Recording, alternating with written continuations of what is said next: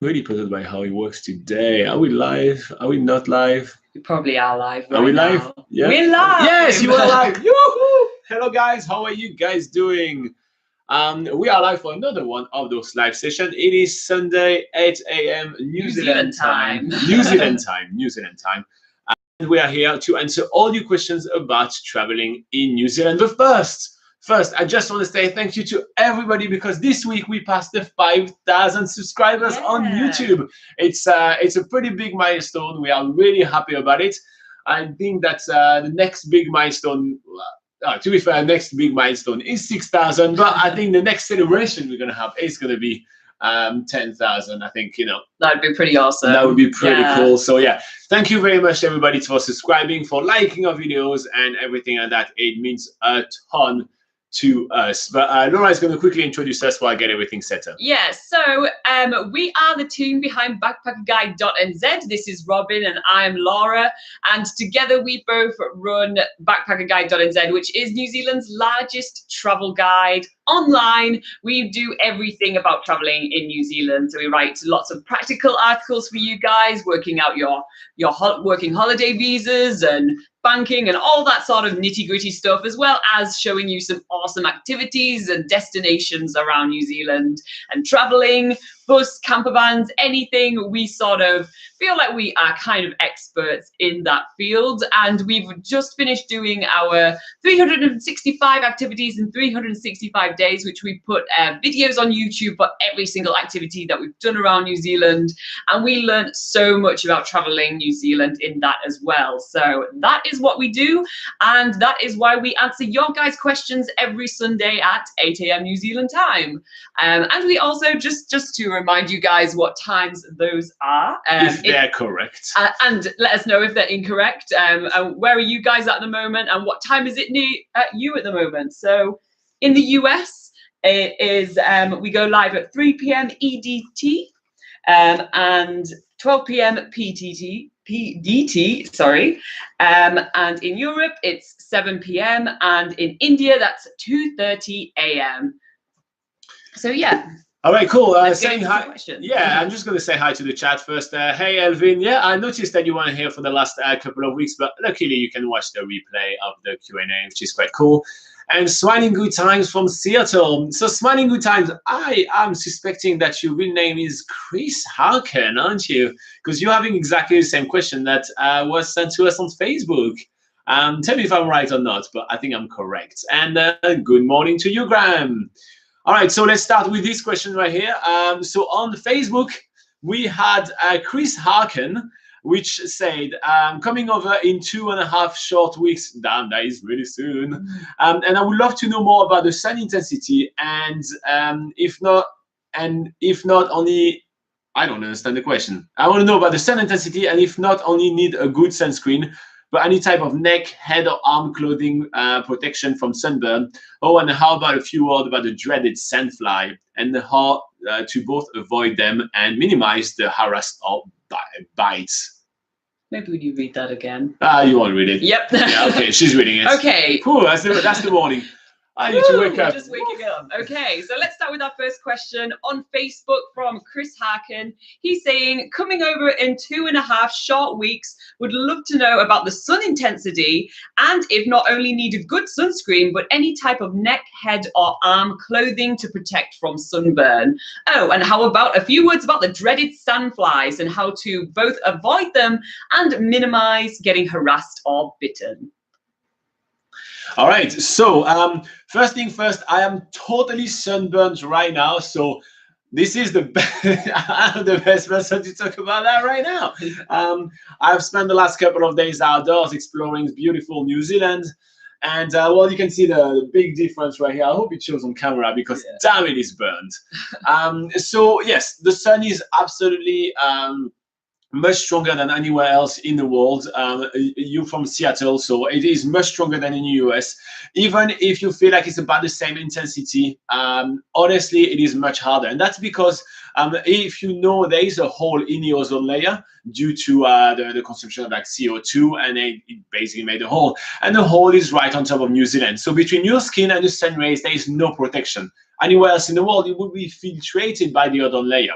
So with the same kind of sun, same weather from one part of the world, let's say in Seattle, where you're from, and here in New Zealand, you will burn much, much faster. I think that someone just say I look like Mr. Krabs. I don't like that.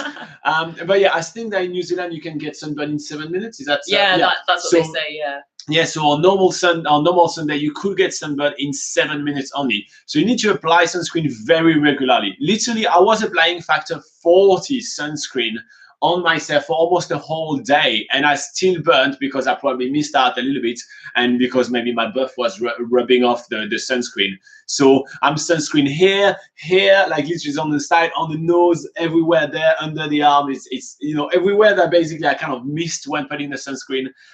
So make sure that you have a factor which is 30 or more, and make sure that you apply it every hour and a half to 2 hours, and very, very much. Yeah. Now the sun has been extremely intense in the last 2 days as well. So actually I had some almost a heat stroke, which is when you kind of get hit by the sun so much, and you know, like you start becoming dizzy when you stand up, and then all of that.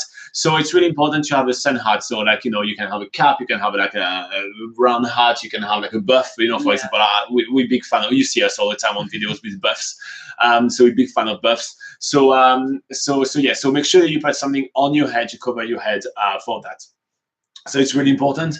And obviously, if you get sunburned, put those like soothing cream afterward. They sound a little bit cliche and everything, but it does really help to get back on track rather easily. And the last thing that I would say is that if there is some wind, or if you go in the water and everything and you cool down, don't forget that if you're in the water, it acts like a magnifying glass, so it actually does it does burn more than if you're not in the water. Despite the fact that it feels really cool, and same thing with the wind, it is not more, but it would be exactly the same. So make sure that sunscreen. Absolutely. Now, for recommendation on sunscreen, we like to go for sunscreen which actually also protect the coral reef, because we love our little planet.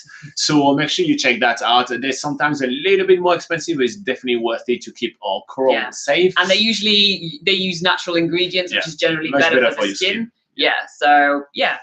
Laura, do you want to go about Sandflies? Yeah, I'll talk about Sandflies. So Sandflies are mostly found during like the summer period, and mostly on the west coast of the South Island, but they are literally all over New Zealand, really. Like, even if you're sat in a grassy area, there's little sandflies. Just because their name is Sandflies, it doesn't necessarily mean that they're just in sandy areas. They are, pretty much everywhere. So to protect yourself from sandflies, probably the best thing to do is to keep on moving, because sandflies never really get things that are moving. So if you're on a hike and things and you sit down, that's when you're sitting down, that is when sandflies will strike. So there's a Maori story, I think, of one of the Maori gods actually created sandfly to get people to keep on moving. To annoy the lazy people and reward the people that keep on moving. But obviously there's some times where you do need to sit down and sit still for a while. So usually insect repellent is the way to go. There's lots of insect repellents in New Zealand which tend to be better for sandflies, because that's obviously why you get insect repellent in New Zealand. So I would recommend getting your insect repellent once you arrive in New Zealand. And also getting some, I know we keep bashing on about the environmentally friendly stuff, but there's environmentally friendly insect repellent as well, which is better for the skin, because some insect repellents don't mix well with sunscreen. So you kind of want to avoid having any nasty reactions on your skin. Another thing which is said to be good for keeping sandflies away is having a high amount of vitamin B. So so there's a bit of a what's it called, old wives' tale in New Zealand about eating marmite, because that apparently has a high level of vitamin B, and if you eat lots of that, then sandflies won't get you. And some people swear by this rule, but Robin and I actually tried it and we did not see a difference. So marmite is so bad. And marmite is terrible. But I take Sandfly bites over marmite. But finally, and one of the most effective ways to stop sandflies biting is just to basically have long-sleeved clothes on, cover your arms, and usually they like to go for the feet if you're walking around in like sandals or jandals. flip-flops, whatever you want to call them, that they go for the feet. So it's kind of, if you wear closed shoes, then that would be probably a better way to stop them from biting. Or just travel in the shoulder and off season, not in summer, because that's when sandflies are around mostly in summer. So travel at other times of the year. Yeah. Did you talk about the wind and the rain or no? No. Okay, so speaking of the off and the shoulder season, if it gets a little bit windier and a little bit rainier, that's when the sandflies literally just stand still and then don't kind of hunt for your blood. So it may be a good idea also to actually target days which are a little bit less like perfect. When you want to go to, like, you know, places where you want to go and just, you know, go and relax, it may be the best way to do that. Yeah. But other than that, honestly, well, you know, we spend a lot of time around sandflies, and I think it's totally fine. The bites are not that bad, you know. They're just a bit itchy afterwards, which is a bit annoying. But the thing to know, it's not like mosquitoes, and they're not, you know, carrying viruses or anything. So there's nothing too dangerous about them. And they itchy for just a little bit. Like, honestly, it's probably like an overnight thing, and then after you forget about them. If you're really sensitive to that, just rub a dry bar of soap on them, on the bite, and that works for most kind of bites actually, to stop the biting. You just rub a dry bar of soap a little bit on it, and you usually stop the itching really quickly. And we have an article on BackpackerGuide.NZ all about there's about 7 different ways that you can stop sandfly bites or help minimize the risk of being bitten. So we'll make sure to link that in the description after this video. And just quickly, Graham's just asked, are there mosquitoes in New Zealand? And there are actually mosquitoes in New Zealand, yes. They're not that bad, honestly. I've been living through other places like the US, you know, some deserts in the US, it's absolutely atrocious. Oh, is it? Yeah. Yeah. And in Africa and everything like that, and in Asia, it's really not that bad, the mosquitoes here in New Zealand. So the sandflies are the thing that's going to be the most common, and also just because they do bite quite a few times. But honestly, it's really not that bad. And again, there is big talk about the sandflies, but you'll see when it happens to you, it's really not that terrible. It's just, it's just a little bit annoying. It's a bit of an annoyance, but it's not that bad. Mosquito, like, people don't sleep with mosquito nets. It's not at that level. Like, it's not seen as like a tropical island or anything. So there are mosquitoes around, but yeah, just 1 or 2 you see here and there. It's not bad at all. Yeah. All right, so I hope this answered your questions. Smiling Good Times / Chris Harkin. If you liked it, anything like that, obviously click thumbs up, click like. We always like the support. And if you have anything else, you're in the live chat right now, so go for it. All right, taking the time to say hi to everybody in the live chat, and there's already some questions. So hi to Graham, which is arriving in New Zealand in only a few days. I think 10 days, you were saying. That's pretty cool. 10 days to New Zealand. That's awesome. Stone Skin, thank you very much for your feedback. He actually just said, he or she just said that we were really helpful to him yesterday, and he picked Whanganui, I think. All right, Jack Camp. Hello.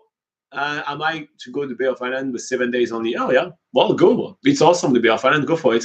Natalia, Happy New Year. Oh, yeah. Happy New Year. Happy New Year, people. How did we forget that? Happy New Year, guys. Come on, 2019 is the year you're getting yourself to New Zealand. All right, Jocelyn, hello. I'm going to read your questions really soon. And Henny as well, I'm going to read your question really soon. So hello and welcome on board. All right, Jocelyn, let's go with your question. Oh, that's an itinerary, Laura. Do you want to get the map out? Oh, yep. Let's get our trusty map. All right, let's see if your itinerary makes sense. Jocelyn Pinto Alvarez. Oh my gosh, my pronunciation must be terrible. I'm sorry, Jocelyn. So Jocelyn asks on YouTube, hi, I'm traveling to New Zealand next week, that is soon, and you'll be visiting for 24 days. These are the places I want to visit. What do you guys think? All right, Auckland, Bay of Islands, Coromandel, Waitomo, and Hobbiton. I hope you don't think they're the same place because they're a bit of a drive apart. Rotorua, Wellington, Albert Tasman, Kaikoura, Christchurch, Franz Joseph and Fox Glacier, Wanaka, Queenstown, Fiordland National Park, Mount Cook, and that is pretty much. That's a lot of places. Yeah, that's a lot of places, but I think that's I hope you're in New Zealand for a long time. All right. Cool. Well, 24 days, that's pretty good. Jocelyn, while you are on the live chat, if we don't have anything right now, if we're missing something, make sure you put it really quickly so we don't talk too much about everything else that you're not going to do. All right, so I'm supposing you're arriving in Auckland because almost every single flight arrives in Auckland. Like the 2 and 3 ports in New Zealand are going to be Christchurch and Auckland.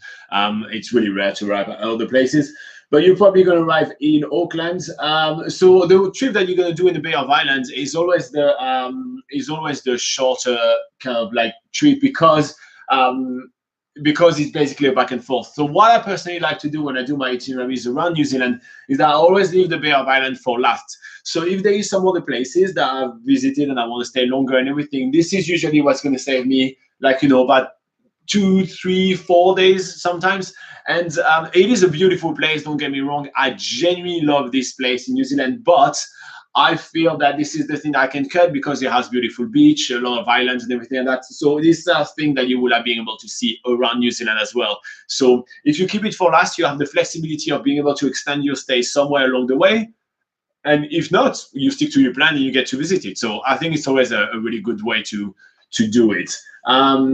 All right, cool. Coromandel Peninsula is really, really cool to visit. I will only do it one stop over there, though. I wouldn't be, 24 days only in New Zealand. I will only do about one night is one night, 2 usually days enough. is pretty good. Yeah. If you just want to see like the highlights, like Cathedral Cove and Hot Water Beach, you can see both of those on an afternoon on the same day. So it's just kind of like that. That's how I would do it. Now, on your way back down, so you're going to want to see Waitomo and Hobbiton. And then after, is the Rotorua? So then should we get a stop in Hobbiton and then Waitomo and then Rotorua? I think usually it's easy to do Waitomo first, then go to Hobbiton, then Rotorua. Cool.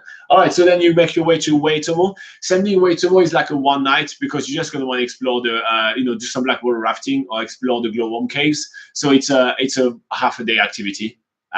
So I wouldn't spend much longer there. If you do have an extra bit of time, so let's say, when you're going to go to a Hobbiton, which I'm going to talk about really soon, but when you know at what time you're going to be booking your tour, let's say it's an afternoon tour, it's an hour and a half drive, you have plenty of time, you wake up early in the morning, you can definitely around Waitomo check out like the Natural Bridge or the Maricopa Falls. That's it. Maricopa Falls. So there is some really awesome places to check out free around Waitomo, but you keep that for the morning before you leave. So don't stay more than just one night there. So you go there. By the way, in Waitomo, stay in Juno Hall because this is where we were playing with the little goats. If you have seen our video, I really like that little goat. I want you to send me a picture of that little goat grown up now. Cool. So then going to Hobbiton. So there is not much places to stay overnight around the Hobbiton area. So I wouldn't. It's literally your pit stop toward Rotorua, right? I think Rotorua is more around here. I have to be honest. Yeah. The map is a little bit iffy. So you make your way to Hobbiton. It's your pit stop on your way down to Rotorua. So as well, it's going to break up the drive, so it's not making it too long. So definitely, you go over there, you book it for maybe early afternoon. That'd be good. So like that, you have a little bit of time in Waitomo. You drive yourself to Hobbiton. You do your tour in Hobbiton. The tour in Hobbiton is, I say, an hour and a half. It's rather short. The tour, I'd give yourself like a couple of hours in Hobbiton. Yeah. So okay, let's say 2 hours. If you start at 1 p.m., you'll be done at 3, and then 3 to Hobbiton to Rotorua is an hour and a half as well. So you'll be an early evening. You'll be in Rotorua, and in Rotorua, I would actually, after doing all that right here, I think you would want to actually stay in one place for just a few nights. So then I would give myself 2 to 3 days in Rotorua, and you have a little bit more time to catch a breath. There's heaps to do in Rotorua as well, but just the fact that you won't be changing places while you sleep for once is going to feel like amazing. Also, you probably would be traveling in camper. I think I saw that quickly in the chat. So if you travel by camper in Rotorua, you'll be able to do your laundry. Because you're going to be staying a few nights there. It's just going to give you a little bit more flexibility. So then at that point, you stay a little bit in Rotorua. The drive down from Rotorua down to Wellington is going to be a long one. It's probably going to be a full day drive. Yeah. There is a few places that you can stop at along the way, but don't think like we hear so many people that actually think they can do the Tongariro crossing, for example, which is one of the main highlights on the North Island, which is around here. And they can go there, do the Tongariro crossing, and finish there. It's going to be absolutely exhausting. So don't do that. Pick some shorter things to do along the way. If you drive, you can actually drive through the Tongariro National Park, and if it's a clear day, you will be able to see all the volcanoes and mountains as you're driving. Maybe take a really quick pit stop to get some photos. There's a really short waterfall walk called Sandfly Falls. Oh yeah, that's a nice one. That takes like 20 minutes, for instance. So yeah, you can do those like really short things on the way down to Wellington, but this whole drive here is going to be like your main priority is going to be driving down really, and just seeing like the tiny, really short things you can fit in along the way. I agree. So I will try, if I were you, if that was my plan, I will definitely try to start really early on that day. Like I'm talking 5 a.m., right? Like start really early, make your way down there, and your first pit stop is going to be in National Park. So as Laura said, and you try to see, for example, Sandfly Falls. So Laura, do you want to spell Sandfly Falls? Yeah, so Sandfly Falls is spelled Tawhai. Okay, here you go. So for example, you check out Sandfly Falls, and it's a very short drive. It's going to help you stretch your legs and check out the beautiful national park as well without having to spend so long. And then you hop back on the car and you make your way down to Wellington. Now in Wellington, I wouldn't spend that as long as I would spend in Rotorua. I'll be honest with you. Maybe a couple of days, because it's a place where you can stock up on supplies. You can go check out the Te Papa Museum, which is a big free museum, and it's usually on everyone's bucket list to go see. You can learn a lot about New Zealand there, and also treat yourself to some of the cafes and restaurants in Wellington, and just get your whole like city experience in New Zealand. It's often seen as like one of the best cities in New Zealand. So yeah, definitely. And then you hop on to the ferry and you arrive on the South Island, which Laura's going to be in charge of right now. Yeah, so when you're on the ferry, you'll arrive in a little town called Picton, which it does have a lot of stuff to do there, but it looks like you want to go to the Abel Tasman National Park, which is totally cool. And at the Abel Tasman National Park, there are loads of things to do. You can take some boat trips. You can do the Abel Tasman Coastal Track, either doing like the multi-day hike, which I think is about 3 to 5 days long if you do the entire thing, or you can do much shorter versions of that and get water taxi transport back to the beginning. And there's kayaking to do there as well. So that's a place that's really awesome to check out. And since you want to also see the West Coast and the East Coast, I think she should just do that. Travel from Christchurch. And so like that she can get to do Afterpass, which is really awesome. Yeah, cool. So so then from Abel Tasman, you can then start going down to Kaikoura, which is on the east coast of the South Island.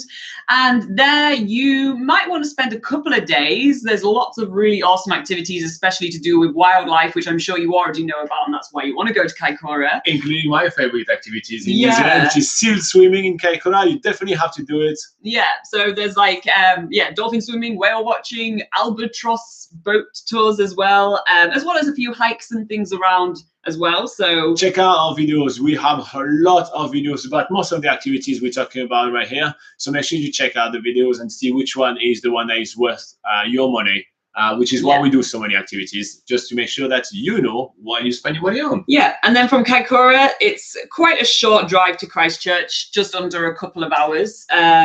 And then, Christchurch again, you probably only want to spend 2 days. You don't want to spend a lot of amount of time in Christchurch, because there's a lot of things to do from Christchurch, which is actually quite a long drive away. So in Christchurch, things that people tend to like to do, there's like a museum, there's the botanic gardens there, learning a little bit more about the earthquakes that happened there, for instance. So but since you have your camper, if you decide to stay a couple of days in Christchurch, you can resupply and everything. I would definitely do a day trip to the Banks Peninsula. It's definitely worth doing. It's still a little bit of a drive, it'll be about 3 hours. Like for the whole day, drive time. So it'll be about 3 hours drive time. But the Banks Peninsula is absolutely amazing. You get little blue penguins. You get the Maui dolphins, which are tiny, really cute dolphins. They're really awesome. Definitely worth doing. So I will definitely go there. if I were you. And then after, so you say you want to go to the West Coast. So I will drive all the way here, which is the Arthur Pass. It's absolutely stunning. This is where the Transalpine train is running. So I would definitely just cross the Southern Alps. It's epic landscape. It's absolutely amazing. It looks gorgeous. And then start making your way toward the glaciers. Is the road for Arthur's Pass open yet? You know, there was that big... I think it is. Yeah? Okay. I think it is. Just double check that on the New Zealand Transport Agency website. Just Google New Zealand Transport Agency website and you have like all the roads opening and everything. But I'm pretty sure it's open. Yeah. Down to the glaciers. Okay, so once you've passed onto the West Coast, there's a couple of really small towns that you might want to check out along the way, like Hokitika. There's like a tree walk near there which you can stop by, where it's got like a walkway within a New Zealand forest, which is like raised, and you can be up in the treetops, which is quite a unique experience. But yeah, the main event is of course Franz Josef Glacier, or Fox Glacier, but you want to go to Franz Josef. No, she said Friends and Fox. So Friends I think she wants Fox. to do the thing like, you know, Friends or Fox, which one's Okay. yeah. Well, yeah, I mean that really, yeah. So basically, it's always good to have 2 glaciers on your list, just because the weather conditions are so changing above the glaciers, and you never know which one you're going to be actually able to go do a glacier hike on or anything like that. Yeah. So having both of them on your list, Friends and Fox, if the weather is not that great in Friends, on the second day you're in Fox. Otherwise, you get 2 days amazing. It's really awesome. I would spend probably two days in both Franz and Fox, just so it gives you a good amount of time, and at least one of those days should be good weather. Hopefully, fingers crossed. Fingers crossed. But yeah, both heli hiking experiences over there are amazing, and if the weather isn't good, then there's lots of alternatives that you can do. There's hot pools, there's quad biking, there's horse trekking. Yeah, and also some hikes as well. You can go for some hikes in the Glacier Valley, which also gives you another opportunity to see the amazing landscape around there. Now, Jocelyn will make her way to Wanaka after that. Yeah, so through that you will go through the Hast Pass? Yeah, Hast Pass. Really amazing. Thunderfall Creek. Yeah, loads of really small pit stops along the way where you can see various waterfalls. I think there's 2 waterfalls that you can see, and a really famous place to go is somewhere called the Blue Pools of Hast, which has like amazingly blue, clear water just underneath a swing bridge. It makes a perfect picture opportunity, so that's something you don't want to miss. So then once you arrive in Wanaka, Wanaka's a town that people do like to spend 2 or 3 days in. It's just a really picturesque town. You can hire kayaks, hire a paddleboard, go mountain biking. There's skydiving there. There's lots of like wine tasting as well. It's quite a foodie town, so there's lots of good places to eat and drink. And then from there, it is a pretty short drive to Queenstown. Adventure capital of the world. There is so much to do in Queenstown. You're going to want to spend some time here, but you need to book your accommodation right now. It is so busy. It gets so busy. It is not a cheap place. You will find that this place here is the place where you're going to spend the most money during your trip. So make sure you're prepared for that. Look at what are the activities you want to do. There are some really cheap and really awesome ones. Like, I mean, I know it sounds really silly, but taking the gondola up and going to do some luge, you get amazing views. It's really stunning, and there's really a lot of things to do there. Yeah. Now, if you find a hostel that have this sort of accommodation, I wouldn't go to the Fjorden National Park as a trip going down there, because there is only one place where you can camp. There's loads of campsites. No, sorry, wait, I'm with you, Campervan. With a powered site. Yeah, powered site and everything. There's only one place, because I know you want to go to Milford Sound, basically, if you want to go to the Fjorden National Park. So I will actually take one of the bus tours that go down there, because as well, it's a very long drive. We're talking 5 to 6 hours each way. So if you want to really enjoy it, taking all the views and everything, you book yourself a bus tour to go down there. And because there is so many over there, you can get them for like, it's around like $120. It's definitely worth it. And that would actually be less than what you would spend on gas going down there.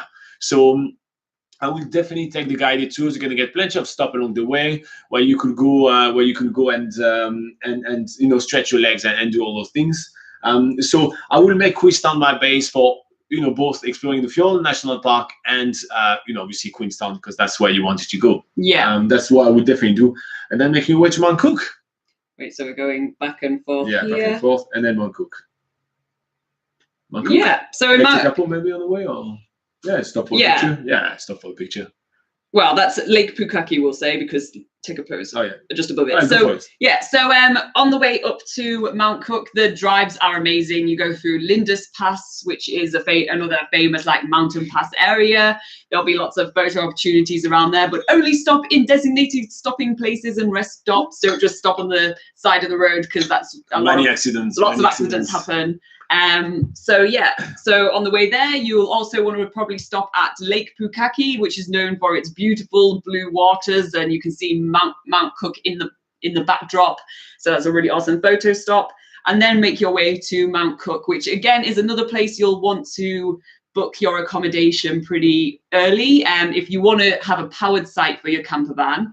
Otherwise, there are normal campsites where if you don't want to plug up, but I don't think you'll need to book too far in advance, but it will be busy. It's on a first come first serve basis. The dock website there, dock campsite there. So yeah, so make sure you arrive pretty early. Don't arrive too late in Mount Cook. And then from there, that's another opportunity to do some heli hiking. If you missed it in Franz Josef, there's actually some heli hiking on a glacier in Mount Cook as well. So that's an option. Which is the longest glacier in New Zealand, which is pretty cool. But otherwise, you can do Mount Cook 360, which is a little tour, you know, around, basically you go around Mount Cook. It's absolutely amazing. Mount Cook is New Zealand's tallest mountain. It's the cheapest, one of the cheapest actually scenic plane trip you can do in New Zealand. So it's pretty cool. It's really awesome. And then after that, well, I'm supposing you're arriving in Christchurch and you are off. So here you go. Now you're also asking if Stewart Island is a good option for you on only 24 days. Honestly, I think it's already jam-packed. You see a lot of things. I don't think you can fit Stewart Island, because that would be a day to get there, and then you have to take the ferry to get there. It will take too much time out of your only 24 days, so I wouldn't go there. But here you go. I hope this was helpful to you, Jocelyn. Have a look at it. Tell us what you think. Like the video if that was helpful to you. It's always really helpful. And we're also going to be linking to a few itinerary samples that we've made that we think are the best one for, like, you know, 1 month, for like 2 weeks, and this and that. You can combine them together to make your itinerary. So even if someone's rewatching this afterwards, in the comment below, you get plenty of suggestions for itineraries, because that's what we do for a living. We like it. Sweet. All right, taking the time to have a look at the live chat. Jack Camp is asking about the Bay of Island for 7 days. We'll go through your question a little bit soon. Quickly, Graham is asking, are the police nice to travelers and people in Gently? I don't know what the Gently is. What's maybe in general? Oh, in general. Yeah, in general, yeah. Kiwis are really nice. The cops are. I mean, I remember my first encounter in New Zealand with a cop. In New Zealand, is something which is really, really weird. You can only park your car in the same way that the traffic is going. So, you know, sometimes, I mean, from where I'm from, in France, you just put your car wherever, like however you can in a parking spot, right? And so I put it the wrong way around, which is actually illegal in New Zealand. You're supposed to get a fine. And that was in central Auckland. You know, everybody's always busy, always grumpy. And that was my first encounter with a cop. He just saw me and he was like, hey, you over there, tourist, come here.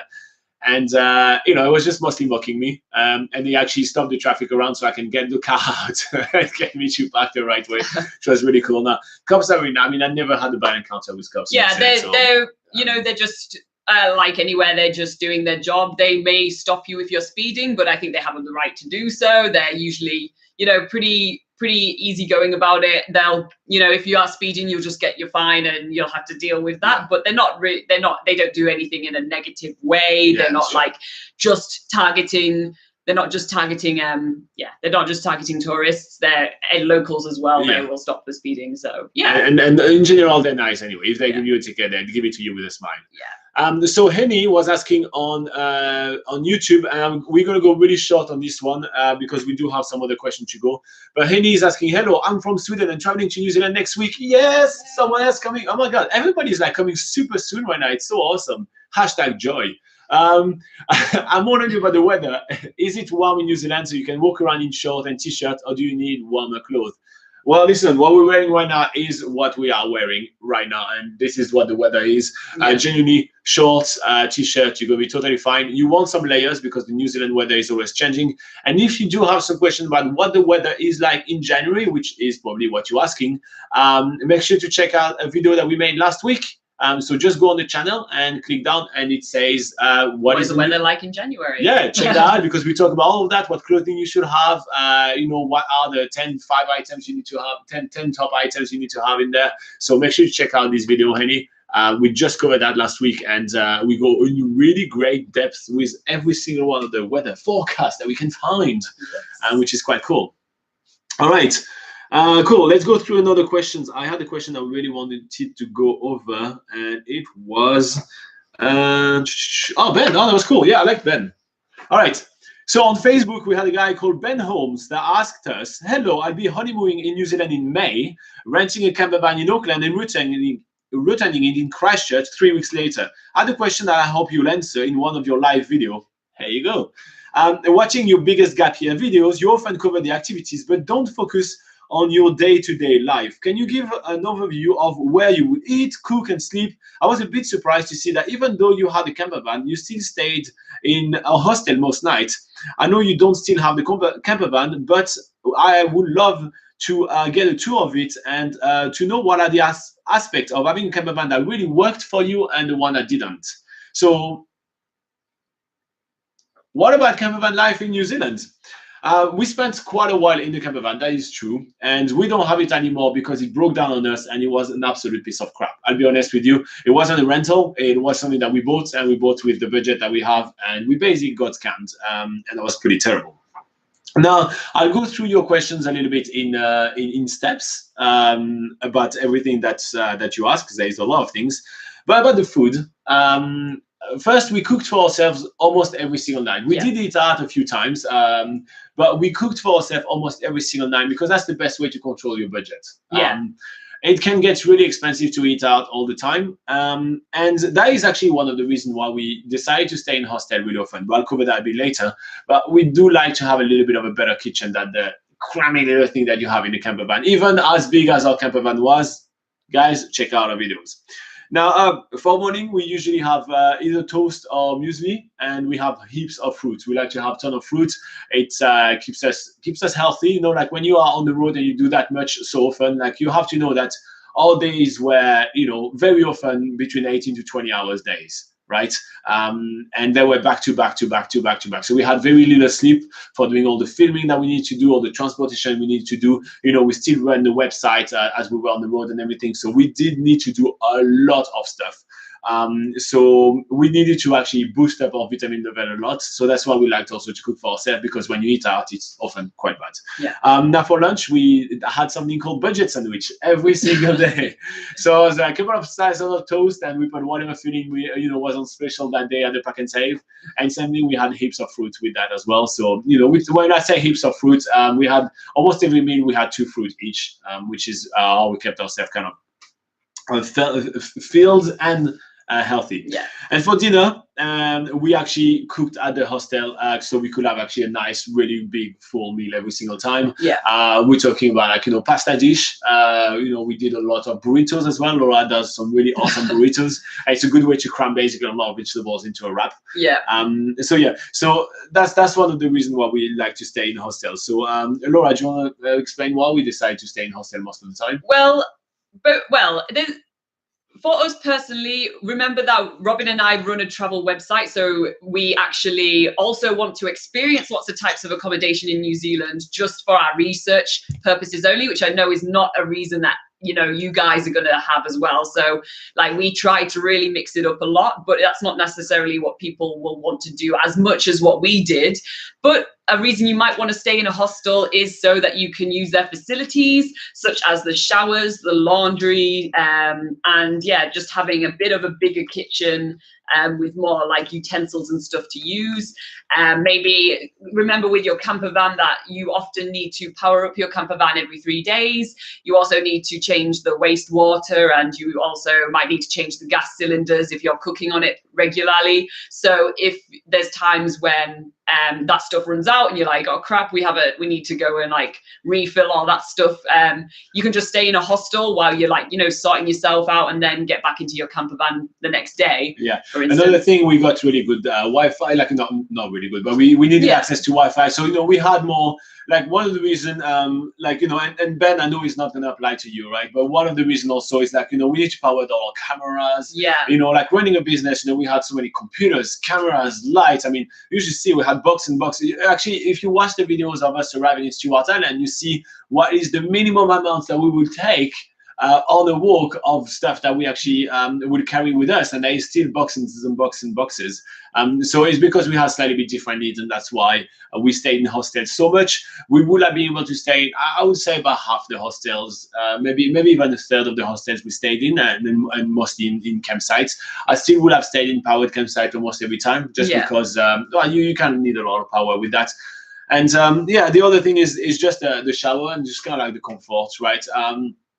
As I mentioned, you know, between 18 to 20 hours a day, sometimes you do want to shower when you can actually comfortably stand in, and the shower pressure is a little bit better than just like, you know, little drips.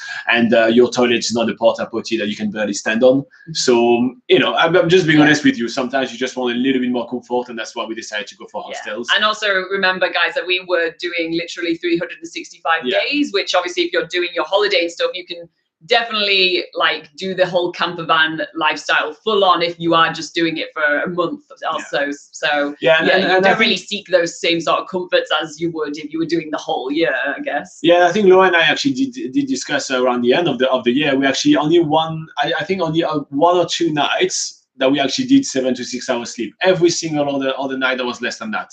So just consider the low amount of sleep that we were getting all the time. You know, you cannot, you know, you find your comfort very precious at this point. And since we've done that for an entire year, sometimes we did treat ourselves. Yeah. So that's the most convenient thing about having a camper van, though, is that you don't need to unpack everything and take everything into the hostel. Like, that was the inconvenient thing about staying in hostels, was the fact that we had to take all our bags and our boxes full of cameras and stuff in there. But when you have a camper van, everything has its place, and you just go to a holiday park, park up, and bam, everything's ready for you. So yeah, that's one of the things that we learned when we got rid of the camper van, and we got like the smaller, it's still a big car, but like the smaller car that we actually had around the end of the trip, was, you know, like the unpacking and repacking every time from the hostel was a bit of a nightmare. All right, cool. So what worked and what didn't work in a camper van, because you were asking about that, right? So basically like the pros and the cons, right? So we start quickly with the cons of our camper van. So it's very personal to us, but yeah. So the showers and the toilets is really not fun in the long run. It's just not fun to use all that. I feel like, you know, you at some point you do want some comfort. I think I would have lasted about like 3 weeks, and then after I'd be like, I want something a bit more comfortable at least once. I think Laura would have lasted a week and a half. Or maybe it's just good old thinking. Maybe I'm just doing too much of a Nancy Fancy.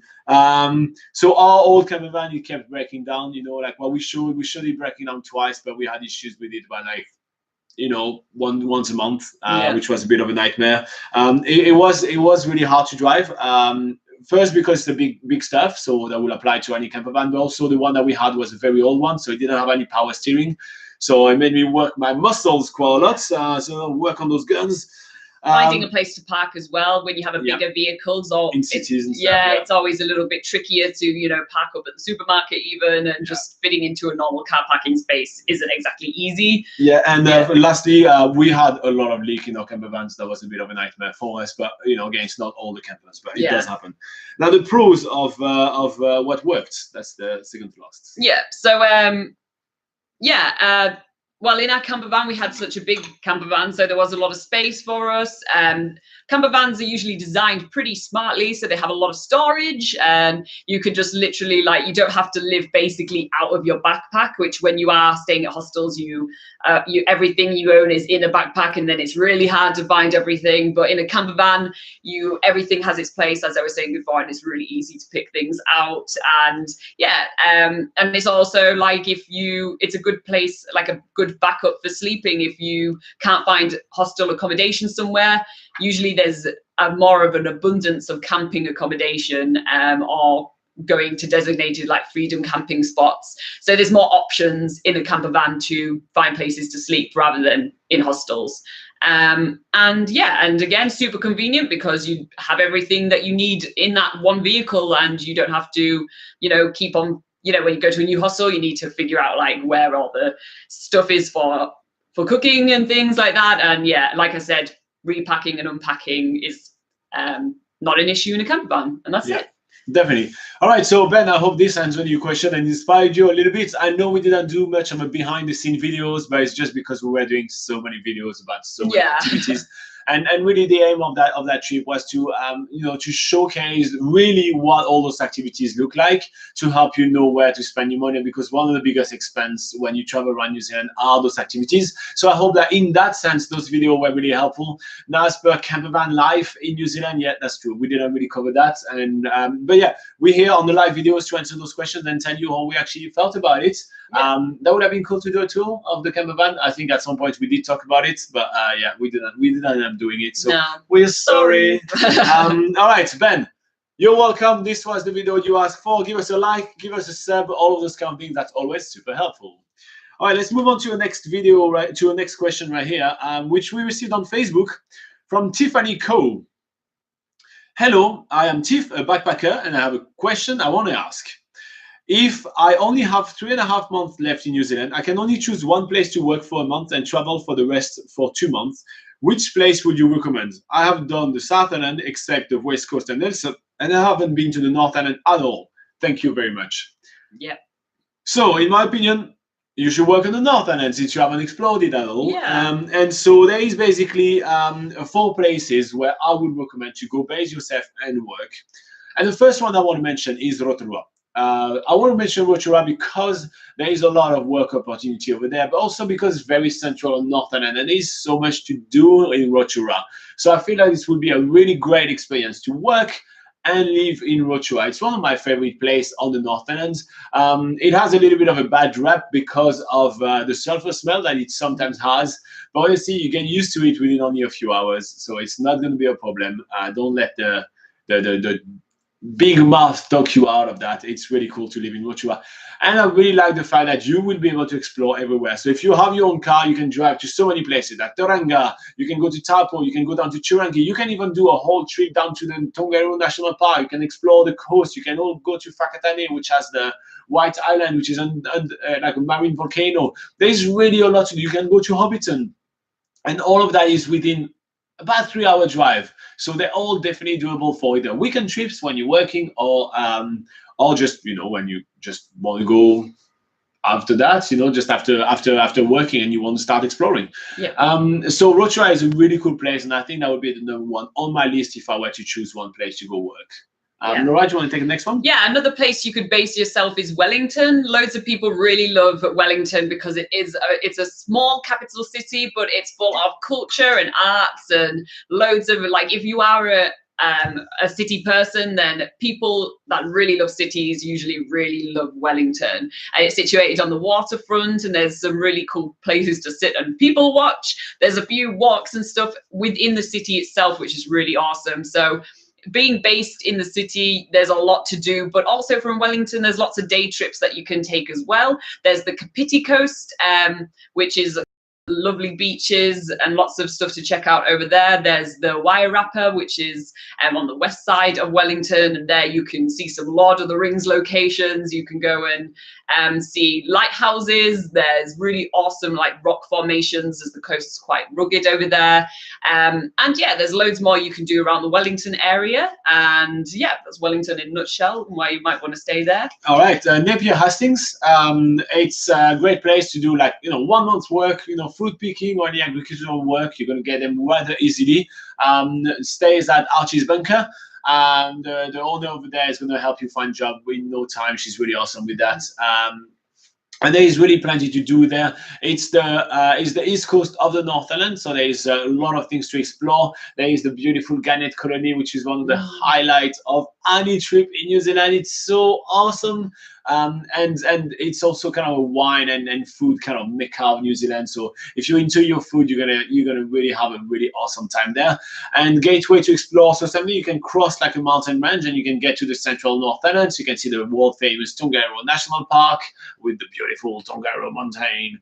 And you can also see you can also go up the East Cape and explore one of the least visited places in New Zealand, which is the Eastland region, which is just north of there. Maybe you can actually just get them up. We can just show her at the end of the video. We can show her that at the end of the video. Okay, at the end. Oh, sorry. Wipe. Yeah. I'll show you where they are. Well, Laura, talk to you about Tauranga. Yeah, so another option you could go for is Tauranga. Similar to Napier and Hastings, there's a lot of backpacker style jobs like fruit picking and stuff that you can do from there. There's like free transportation to get to the picking areas from Tauranga, and there's a lot of working hostels there which will be able to help you find a job if you're actually staying in Tauranga. But if you're not really into that sort of thing, then Tauranga is a city, so there's lots of opportunities to do city jobs there, you know, usual retail or hospitality, or even working in warehouses and stuff. So there's really a lot of different types of work you can do there. And then from there, there's lots of activities you can do as well, lots of day trips to waterfalls. There's loads of different waterfalls that you can go and visit. Dolphin swimming. And dolphin swimming, yeah. And also going up Mount Maunganui. Mount Maunganui is a suburb of Tauranga, and that's a really popular place to hang out with a lovely beach and a mountain. So that's a really awesome place to base yourself as well. Yep. All right. So in Tauranga, if you want a quick job in like agriculture, you stay at the Pacific Coast Lodge. The owners over there, like Matt and his wife Sarah, are really good at helping people finding a job really quickly. So Tauranga is here, Rotorua is here, Napier Hastings are around here, and Wellington is here, just to give you a visual on that, Tiffany. All right, so I hope this was helpful to you, Tiffany. If you do have any follow-up questions, well, you know where to find us. You did find us on Facebook, but you can also comment on the video below. And obviously, give us a like if that was helpful. And we're also going to give you a link of each of those city guides. So we write little guides on our website as well. So you have a guide of each of those 4 cities. So you can actually just check them out and see for yourself which one you dig the most. Which one is the most least city for your trip? I'm not good at saying lit. It's pretty terrible. God, that was the word you were trying to say. Yeah, that's pretty terrible. That's pretty terrible. I think you guys should downvote me for saying the word lit like that. All right, next question that we received on YouTube. That's from Valerie Baker. Oh, Valerie. Oh, that's been a while. Favorite person to answer questions for. Yeah. All right. Valerie Baker on YouTube asks, I don't really know which insurance I want. I still have an insurance in the Netherlands, but that doesn't cover everything. What are the most important things to cover, and why do you recommend Orbit Protect so much on your website? All right. All right, cool. So first thing that you need to know is you need to know about ACC in New Zealand. So the Accident Compensation Corporation in New Zealand, which is basically like the health insurance for everybody in New Zealand. So if you go in the hospital, they will cover most of the stuff. If you're a tourist, if you're a New Zealander, almost anyone, in case of emergency, they get you. They have your back. Now they don't cover the whole thing, right? But they cover a big part of it. And now what your insurance does, they kicks in and cover the rest. So let's say your bill is like it's like $5,000 at the hospital. It's obviously random numbers. It really depends on every single one of the stuff that you need to be done at the hospital. But let's say it's $5,000. ACC will cover $2,000, and your insurance will then kick into the rest. So your insurance, let's say, covers everything, but you have a $1,000 excess. So ACC pays $2,000. Then your insurance kicks in for the remaining $3,000. That's because you have $1,000 excess. You will pay $1,000, and your insurance will pay the extra $2,000. So that basically what will happen on the $5,000 bill. That's basically how it works in New Zealand. So there is the ACC, which you already covered for most stuff in New Zealand. Now, if you're on a working holiday visa in New Zealand, it's mandatory for you to have a comprehensive medical and travel insurance in New Zealand. Now, for medical, it really depends on all your personal kind of needs and scare, like fears that you have when you travel around. The first thing that we recommend is to check if you have any pre-existing condition. If you do have pre-existing condition, some insurance will literally just not insure you whatsoever. They will charge you a premium for insuring you, or they will say, I insure you for everything except your pre-existing condition, for instance. The other thing that you need to know is that most of the things which are like the tiny little thing, like, the small prescription or going to see a GP, which is a general practitioner, like your normal doctor, that's usually not covered. And if it is, anyway, it usually falls below your excess, which is rarely less than about $500. Okay, so that means that, well, your doctor bill is let's say $100. Well, your minimum, your excess is $500, so you're in charge of the first $500. So obviously you pay this $100, and insurance does nothing for you. So that's one of the things that I would kind of look into. I will also look into how to lodge a claim, because I feel like more than what is covered is how easy is it to lodge the claim, get it paid, get it sorted quickly. Because at this point, if you actually do need your medical insurance when you're traveling in New Zealand, what's the most annoying thing for me is the time loss. So how quickly can you get the ball rolling and get shit sorted, basically? And so that's one of the things I will definitely cover. Now, I'm going to let Laura talk about the other items, which are a little bit more about travel kind of stuff. So they just start from here. Yeah. So another thing you need to have a look for is if your luggage or your personal items are covered. Obviously, an issue that some people have when they're traveling is that they lose their luggage at the airport, or the airline loses their luggage, or things get stolen. So that's something you need to bear in mind as well when choosing insurance, and if they actually cover that. Also disrupted travel and transit. So if there's maybe a flight that's cancelled when you're on your way to New Zealand and then you aren't able to make your next flight, things can go wrong like that, and then you'll have to end up paying extra to pay for a new flight, basically, and that's a way that you could lose a lot of money. So look for an insurance that covers that as well. And also there's often options to add very specific items to your insurance. For instance, if you're traveling with a really expensive laptop or a really expensive camera, then you can add that to your insurance as well. And, there are more specific items that aren't usually included in the cover, but yeah, they're worth adding to it as well. Work cover as well. Work cover? Did you talk about that? No, I didn't. Okay, I don't cool. understand. Yeah. So some insurance, like for example, one of the one from Orbit Protect actually covers you when you work on your working holiday. So you may want to have that as well. But same thing, you have your employer's insurance very often, and you have the ACC. So it's really up to you to see if you're kind of scared of that or not. Now, next I'm just going to tell you why we do recommend Orbit. But after that, I'm actually going to read from the website, because we have an article which is really good, which is called 14 Questions to Ask Before Buying Your Medical and Travel Insurance. I'm not going to go in depth because we're going to link to this article below. We're going to read to you the 14 questions so you can ask them to yourself and say, okay, does it check most of the boxes for me, and which one does check most of the boxes? But the reason why we recommend Orbit Protect, and there is a link below to Orbit Protect for you guys, is because first, they're based in New Zealand, so they know the local market much better. When you start talking about ACC and all those kind of things, and your insurer is in Netherlands, he has no idea. He's just reselling an insurer, which is right here. So he makes the communication like so many different ways. And that's one of the things as well. Orbit Protect, they design their own covers and their own insurance. So they're not a reseller. Now, what happens when you talk to an insurance, for example, in the Netherlands, when they insure you here in New Zealand, it's not, they don't do anything for you over there in the Netherlands. They actually just buy it, for example, from people like Orbit Protect. And then when you talk to them, then you talk to Orbit Protect, and then they get back to you. It just makes the whole process so much lengthier and usually more expensive, because they are to add their markups. So they will reword a few things in the contract, making it look slightly bit different, but it's usually about the same thing. And there is only a handful of insurers here in New Zealand. So that's one of the things. Also, while Orbit Protect is rather easy to contact, again, they're in New Zealand, so you don't have to, try to call a number, which, you can't reach from New Zealand or can't reach from a landline, whatever, like if the hospital is there, they won't be able to call the Netherlands. It's just a bit of a mess. And second, they're rather cheap. We've done a lot of comparison price-wise, and they're not the cheapest, but they're really not the most expensive one. They're like kind of like around here, and I think it's a really good ratio of like cost and actually value.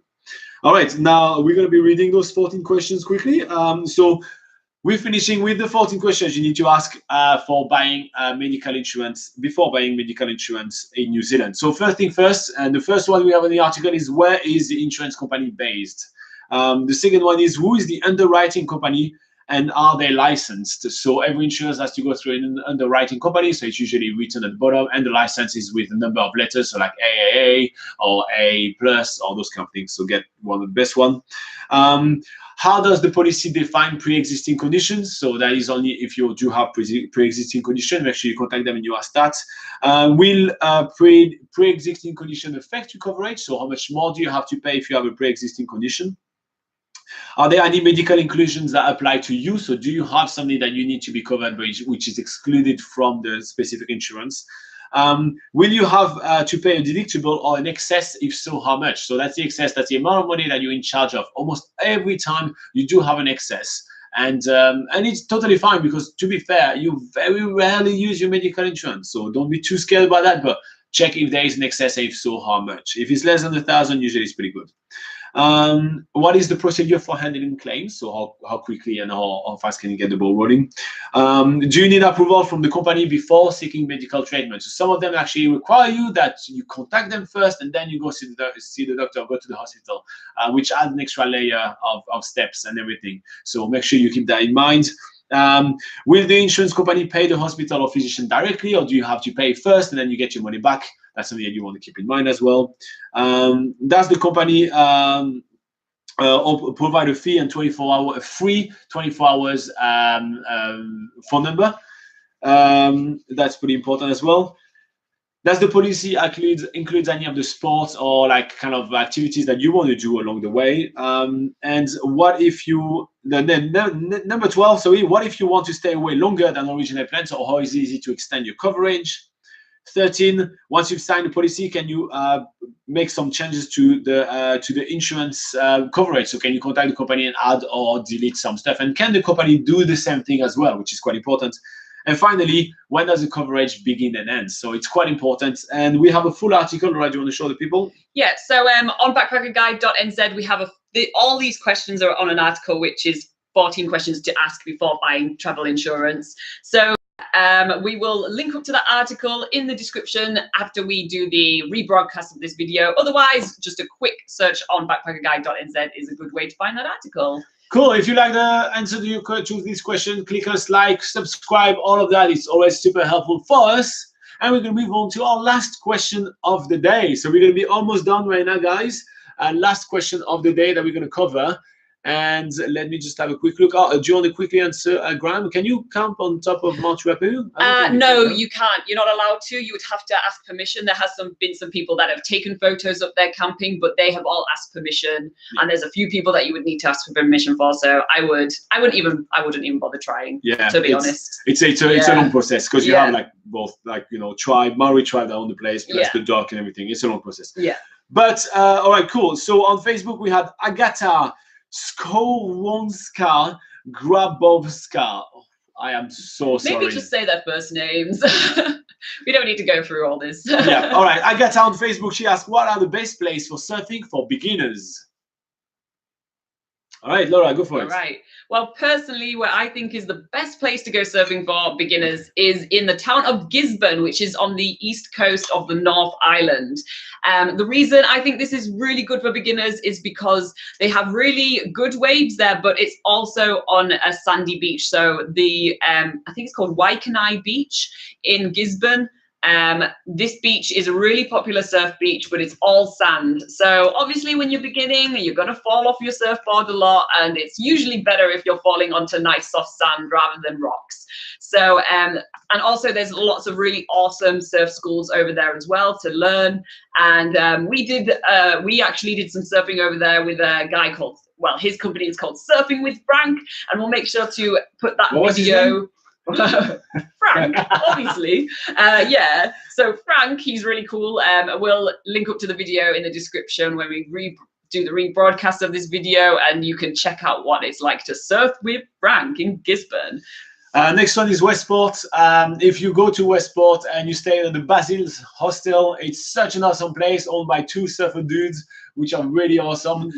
The reason why I really like Westport for beginners is because there is multiple places where you can go surf, and so they will pick the right one for your level as well as the right one for the current weather for you. It's such an awesome place. I love that hostel. I love their surfing school. Their team, everything is really awesome over there. So I think it's a really awesome place for beginners for surfing. So Westport is on the west coast of the South Island. If you can pass me the map, I'm going to start writing them down. There's a rubber over there. Yeah, so another place that's really awesome to go is Raglan, and Raglan is known as like the surf mecca of New Zealand, and this is also on the North Island, and this is really awesome for beginners because there's so many different surf schools there. If you're staying in any accommodation there, accommodation providers will be able to organize some surf lessons for you. You just need to go and ask, and then they have a really awesome like all the beginners will go to the same sandy beach. Again, sand is better to fall on than rocks. So yeah, that's a really awesome place to go to as well if you want to learn. All right, so again, Westport is here, Gisborne is there, and Raglan is here. Now the next one we have on the list, if you can put it on, is Muriwai, which is close to Auckland. So it's pretty awesome. Muriwai is a really awesome place. There is a beautiful gannet colony here as well. Yeah. And it's much easier than the nearby Piha, which has really strong undercurrent. So it's a rather easy one. There is a surf school as well in Muriwai, which is quite awesome. And in Muriwai, you can also basically go back and forth from Auckland. So it's easy transportation, which is always cool. So Muriwai is right here. And the last one is Colac Bay, Laura. We're going all the way down, all the way down. Yeah, all the way. Colac Bay, yeah. Colac Bay is right here, and about here. But, okay. Yep. Colac Bay right here. So Colac Bay is on the bottom of the southern end. Now it's really famous for having really long kind of stretches of waves. There is a surf school here as well, and it's actually one of the easiest for beginners. It's rather flat, and you have the fun thrill of standing on the board, but that's pretty much it. It's not it's not crazy. So yeah. Here you go, Colac Bay. So that would be our 5. There's obviously much more surf spots in New Zealand, and we'll link below to a bunch of articles about surfing in New Zealand because it's a big thing here. But if I was a beginner and I had to pick between spots, this is the spot that I would pick. And to be fair, in the order that I would pick them. I think we did nail the order. So yeah. So I hope that Miss Agatha S. I'm not doing the last name again. I hope that this answered your question. If you do have any extra questions, you know where to find us. Facebook, YouTube, Instagram, all of that. Send us your questions. We're here every single week for you guys. For sure. Cool. All right. Laura, how do they find us? Actually, where do you find us? Where? Facebook, Instagram, all of that? Yeah, so throughout the week, we take all your questions and put them into a pool so that we can answer them for you on these live videos. And you can just send us questions basically in any of the comments of any of our videos. So any of our videos on YouTube. You can also ask us questions on Facebook by sending us a private message through our Facebook page, which is BackpackerGuide.NZ. Alternatively, you can go to Instagram, you can send us a message or leave a comment in one of our posts, and that is at BackpackerGuide.NZ on Instagram. And also, if you use Twitter, you can use Twitter as well. That is at BPKGuide, and just ask your question there as well, and we'll add it to our pool. And last week we received so many questions, so we're really sorry that we couldn't go through absolutely everyone's questions, but we will really try hard to get back to some of those other questions as well next week. And, we'll also try our best to answer your questions when you ask them to us straight away. But yeah, thank you to all you guys sending us all your questions and supporting this whole live video thing. And yeah. So yes, the best way to get your question answered seriously is to show up live and ask the question live, because we right here. And actually, just before we leave, Apurva Kumar is asking, how is the traffic in Auckland? Is it easing out? So the traffic in Auckland, a lot of people in New Zealand are complaining about it because that's the worst in the country, but it's nowhere near as bad as any other country I've visited. It's seriously super easy. So don't worry about it yet. Sometimes there's a little bit of congestion, but it's seriously not that bad. People are complaining in New Zealand because they do not have anywhere to compare. It's nowhere near as bad as it is in San Francisco, in Paris, in Vancouver, in Mumbai, in Beijing, in Hong Kong. I mean, all those places are so much worse. So yeah, don't worry. Auckland traffic is going to be completely fine. It's city traffic. Yeah, I mean, it is what it is. It's normal city traffic, but it's it's actually quite a smooth city traffic. And no matter what, most people don't really commute that much outside and in Auckland because you're here to travel, so you may experience it once when getting out of Auckland. But that's pretty much it. So here you go. No need to panic about the traffic up over. Here you go. That's us for this week. We hope we answered all your questions. That was a lot of them to cover, and we still have heaps. So thank you so much for the support. Thank you for helping us pass 5,000 subscribers. Yeah. I'm gonna get back to the set to work on my sunburn even more.